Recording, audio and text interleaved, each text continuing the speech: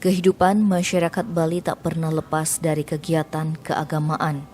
Dalam kegiatan keagamaan, masyarakat Bali sering bergotong royong atau ngayah untuk menyukseskan jalannya kegiatan. Begitu juga dilakukan di desa Sibangkajo.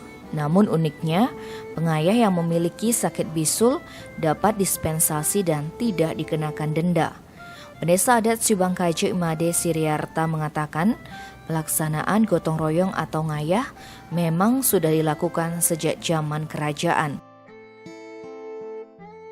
Dahulu sekitar tahun 1396 atau abad ke-13 dalam pembuatan jembatan yang saat ini terletak di desa Sibanggede, masyarakat banyak yang ikut membangun secara gotong royong.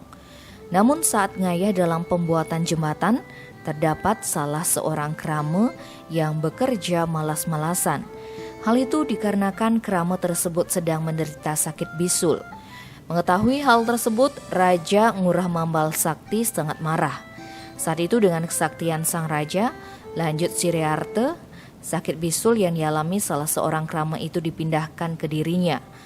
Raja pun merasakan sakit seperti yang dirasakan kramanya. Saat bisul dipindahkan ke dirinya, Raja meminta krama untuk memetik kelapa untuk diminum.